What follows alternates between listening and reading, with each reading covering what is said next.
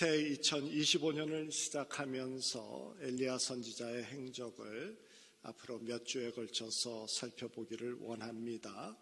선지자 엘리야는 바알 우상 체제 아래서 하나님 여호와를 믿는 신앙을 가지고 싸웠던 하나님의 전사라고 할 수 있겠습니다.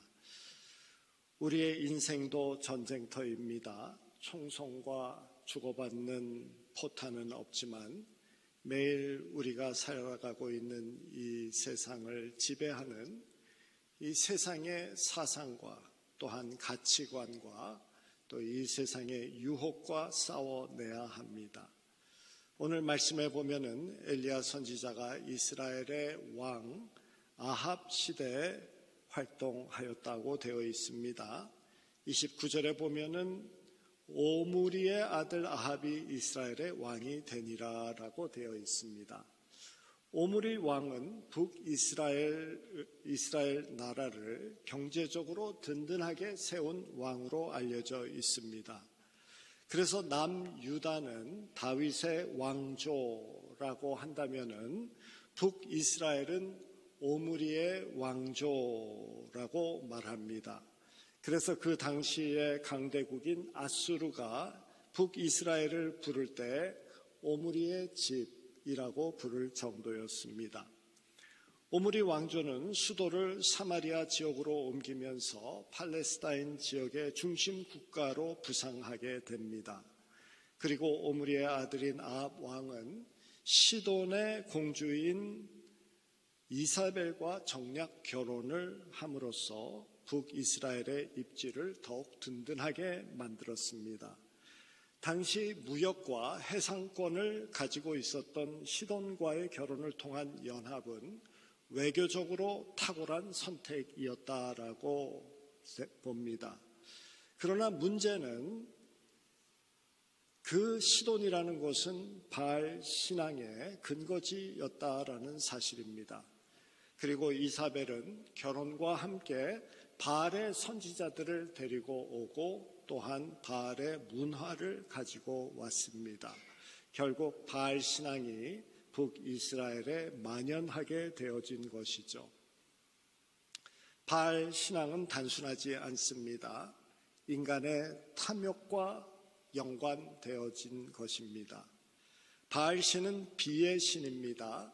중동 지역은 여름철이 건기여서 모든 풀과 곡식이 죽는 듯한 모습으로 갈색이 되어집니다. 그러다가 10월 무렵이 되어지면 이른 비가 내리기 시작하면서 만물이 다시 소생하는 듯합니다. 바알 신은 바로 이런 자연의 순환처럼 매년 죽었다가 다시 살아나는 행위를 반복한다라고 믿었습니다. 아세라 신은 바알 신의 아내가 됩니다. 우기가 시작되어질 쯤 되어지면은 아세라 신은 죽은 바알 신을 깨우기 위해서 지하로 내려갑니다. 그리고 바알 신과 아세라 신의 성적인 결합을 통해서 비를 오게 하는 것이다라고 믿었고, 그래서 신전에서는 성행위를 종교화했던 경우입니다. 이스라엘 백성들이 바알 우상을 섬겼던 이유는 아주 명확합니다. 두말할 필요 없이 풍요를 원했기 때문입니다. 그들은 바알 신과 아세라 신을 섬기면서 농사가 더 잘 되고 삶이 더 풍성해지리라고 믿었던 것입니다. 풍요롭게 살기를 원하는 인간의 탐욕을 자극하는 우상이었습니다. 거기에다가 인간의 쾌락과 연결시켜서 중독성으로 인해 사람들을 벗어나지 못하게 했던 우상이었습니다. 가짜 행복이 되어지는 풍요와 쾌락을 가지고 가짜 우상신을 섬기게 했던 것입니다. 오늘날도 바알 우상이 판을 치고 있죠. 물질주의 사상입니다. 풍요와 쾌락을 제공하는 물질을 바알신같이 모시고 사는 세상입니다. 물질에 진정한 행복이 있다고 믿으며 돈이 우상이 된 세상을 살아가고 있는 우리들입니다. 그래서 교회에서도 조차도 복음을 변질시켜서 번영주의 신앙을 추구합니다. 번영주의는 예수를 구주로 믿고 영생 구원을 받은 그리스도인들은 건강, 재물, 명예 등등 이 세상에 좋은 모든 것들도 함께 누려야 된다라는 거짓 복음입니다. 복음을 변질시킨 번영주의는 바알 우상이 추구했던 풍요와 쾌락을 그대로 추구하게끔 둡니다. 미국에서는 현재 조엘 오스틴 목사가 번영 신학을 대표합니다. 한국에서는 대표적으로 조영기 목사가 있었습니다. 물론 부자로서 사는 것이 잘못은 아닙니다. 그리고 하나님이 허락하시는 물질적인 풍요 누리면 됩니다. 그렇지만은 그 부와 함께 사회적인 책임이 함께 한다라는 것이 성경이 우리에게 가르치는 말씀입니다. 반면에 번영주의는 책임의식은 치장에 도움이 되는 정도의 액세서리로 여깁니다. 그래서 예수님의 이름을 말하지만 예수님의 발자취는 따르지 않습니다. 겉으로 예수를 믿는 듯 하지만 예수님이 가시는 섬김의 길, 사랑의 길, 희생의 길은 걷지 아니하고 풍요와 쾌락과 자기 만족의 길을 찾아 걷습니다. 그래서 풍요를 위해서 바알을 섬겼듯이 번영주의는 풍요를 위해 재물을 섬깁니다. 진정한 축복은 물질에 있지 아니하다라고 성경은 말씀하며 진정한 복은 하나님이 근원 되신다라고 말씀합니다. 그래서 참 생명은 하나님의 안에 있다라고 성경은 우리에게 말씀하죠. 물질에서만 찾는 것은 거짓되고 허무해지는 것이며 하나님이 주시는 참 복을 성경에서는 생수 또는 생명이라고 부릅니다. 예레미야서 2장 13절에는 내 백성이 두 가지 악을 행하였나니 곧 그들이 생수의 근원이 되는 나를 버린 것과 스스로 웅덩이를 판 것인데 그것은 그 물을 거두지 못할 터진 웅덩이들이라라고 말합니다. 광야지대의 물은 생명과 풍요를 보장하는 근원이 됩니다. 그래서 우기에 물을 모아서 보존해 놓고 건기에 사용하기 위해 웅덩이를 팠습니다. 그런데 웅덩이가 물을 보존하지 못하면 생명을 지키는 그 물을 보관하지 못하게 되고 모든 것을 잃게 되는 것이죠. 하나님이 아닌 물질을 의존하는 삶, 하나님의 말씀으로 세워지지 아니한 그런 웅덩이는 결국에 생명의 근원을 잃어버리고 생수를 잃게 하는 것과 같다라는 경고 말씀이 됩니다. 오늘 읽은 7장 1절에 보면은 하나님이 엘리야를 통해서 수년 동안 비와 이슬이 없을 것이다 라는 예언을 하십니다. 이스라엘 백성은 비와 이슬이 바알이 주는 것으로 생각하고 있는데 하나님은 그것들이 내리지 않게 함으로써 누가 진짜 참 신인지를 보여주시겠다라는 것입니다. 번영주의인 바알 우상과 싸움은 오늘날도 계속되어지죠. 우리 믿는 자들은 세상을 지배하는 이 강력한 물질주의와 맞서 싸우는 것입니다. 하나님은 이 싸움을 위해서 엘리야를 부르시는데 엘리야에 대해서는 아주 간단하게 뒷셉 사람이라고 부를 뿐 그의 출신이나 성장 배경은 전혀 언급되어져 있지 않습니다. 성경에는 이와 같이 다짜고짜 등장하는 인물들이 있습니다. 한 인간에 대한 관심도 중요하겠지만 더 중요한 것은 그가 부름받았다는 사실이 중요하다라는 말씀입니다. 이를 위해서 부름받은 사람이기에 어떤 배경이냐가 중요하지 않다라고 하시는 것입니다. 하나님이 부르셨으면 하나님이 능력을 주셔서 하나님이 계획한 일을 이루신다라는 것이죠. 그래서 잠언서 21장 31절에 이렇게 말씀하십니다. 싸울 날을 위하여 마병을 예비하거니와 이김은 여호와께 있느니라. 날마다 어느 날 갑자기 임하는 전쟁에 대해서 인간이 최선을 다해서 준비를 할 수 있지만 그 결과는 결국 하나님께 달려 있다라는 말씀입니다. 우리가 2025년 한 해를 시작합니다. 새해 주님께서 허락하신 이 새해를 살아가기 위해서 우리는 마음의 준비도 합니다. 건강도 챙깁니다. 재정도 또 마음의 결단도 하고 때로는 한 해의 목표도 세우면서 시작을 합니다. 모두 중요한 것 확실합니다. 그러나 이 한 해의 결과는 결국 하나님께서 주시는 것임을 기억하시기를 바랍니다. 내가 할 수 있는 것이 아무것도 없으니 그냥 대충 살자라는 이 자세를 말하는 것이 아니라 내가 할 수 있다라는 그러한 착각과 망상에서 벗어나서 최선을 다하되 하나님 의존하는 겸손을 잃지 말자라는 말씀입니다. 한정된 지혜로 한치의 앞을 내다볼 수 없는 우리들입니다. 한정된 사랑으로 사랑한다고 말하는 사람조차와도 갈등을 벗어날 수 없는 인간입니다.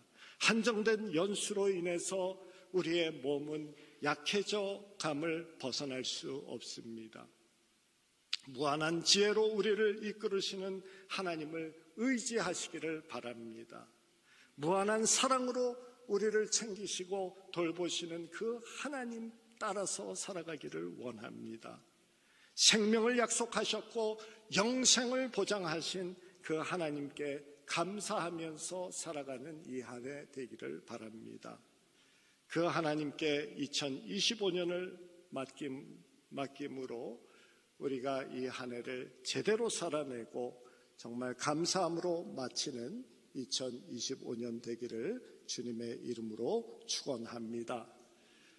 앞으로 우리가 몇 주간 함께 엘리야 선지자에 대한 말씀을 나누겠지만 엘리야 선지자는 아합 왕과 그 배후에 있는 바알 세력과 맞서 싸웁니다. 엘리야 시대의 주류는 그 바알 주의 세력들이었죠. 당시 주류 문화와 맞짱을 뜬 사람이 되어집니다. 그런데 그의 이름을 보면은 엘리, 곧 나의 하나님이라는 뜻이 되고 야는 여호와를 가리키는 야훼가 되어집니다. 그래서 직역을 하면은 나의 하나님은 여호와다라고 말하는 것입니다. 엘리야, 나의 하나님은 여호와다. 너의 하나님은 무엇이냐? 라는 반문이 여기에 포함되어져 있습니다. 이 질문을 우리가 답해야 합니다. 우리가 진정 섬기는 하나님은 누구이십니까? 우리가 이 한 해를 시작하면서 나에게 있어서 가장 가치가 되어지는 그 분은 누구입니까? 우리는 누구를 믿고 이 한 해를 살아가고 시작하고 있는가요? 재물입니까? 내 건강입니까? 내 능력입니까? 답이야 쉽지만 삶은 쉽지 않습니다. 요즘 보면 돈 때문에 신앙을 떠나고 자신의 명예와 권력을 위해서 하나님의 교회를 엉망으로 만드는 목회자들도 얼마나 많은지 모릅니다. 우리의 가치관의 중심은 무엇인가? 하나님이냐? 풍요냐? 아니면 다른 무엇이냐? 여기에 대해서 답을 해야 합니다. 시편 18편 1절의 말씀을 기억하기를 원합니다. 나의 힘이 되신 여호와여, 내가 주를 사랑하나이다. 이 고백이 2025년을 시작하는 우리들의 고백, 그리고 날마다 우리의 입에서 떠나지 아니하는 고백이 되어지기를 원합니다. 바알을 섬기고 하나님을 찾지 않던 시대였지만 하나님의 말씀이 엘리야에게 임하였다라고 2절에 말씀합니다. 여호와의 말씀이 엘리야에게 임하여 이르되, 말씀이 임합니다. 말씀은 능력입니다. 창조의 시작도 말씀으로 이루어집니다.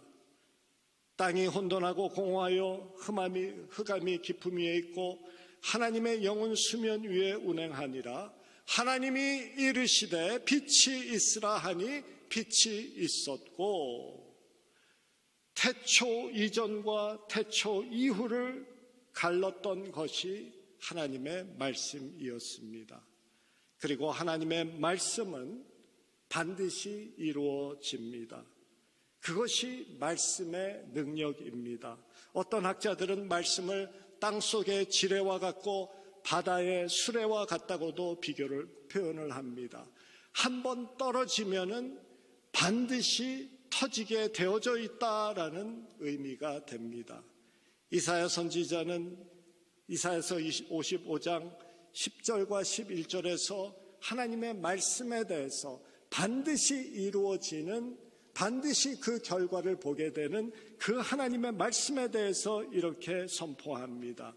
이는 비와 눈이 하늘로부터 내려서 그리로 돌아가지 아니하고 땅을 적셔서 소출이 나게 하고 싹이 나게 하여 파종하는 자에게는 종자를 주며 먹는 자에게는 양식을 줌과 같이 내 입에서 나가는 말도 이와 같이 헛되이 내게로 돌아오지 아니하고 나의 기뻐하는 뜻을 이루며 내가 보낸 일에 형통함이니라.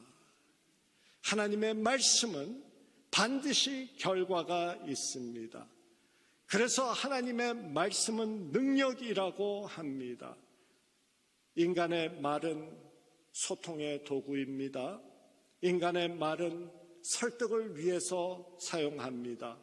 그러나 하나님의 말씀은 검이고 능력입니다. 교회나 사람이 어떻게 새로워집니까? 능력으로 새로워집니다. 히브리서 4장 12절에 말씀하시죠. 하나님의 말씀은 살았고 운동력이 있어 좌우의 날선 어떤 검보다도 예리하고 혼과 영과 및 관절과 골수를 찔러 쪼개기까지 한다라고 하십니다. 마음의 생각과 뜻을 감찰하신다. 수술 도구다라고 말씀하십니다. 우리의 욕심, 우리의 무지, 우리의 무감각함, 우리의 나태한 것들, 우리의 인생을 썩이고 있는 과거의 상처들, 우리의 인생을 헛디딜질하게 하는 그러한 죄성을 도려내고 하나님의 사람답게 만드신다라고 하십니다. 이 능력의 말씀 의지하며 우리가 2024년 정말 성경 공부도 우리 함께 하고 또한 말씀도 시간을 정해놓고 읽으면서 말씀을 사모하는 마음을 갖기를 원합니다. 말씀이 없으면은 삶이 메말라진다라고 성경은 우리에게 가르치시는데요.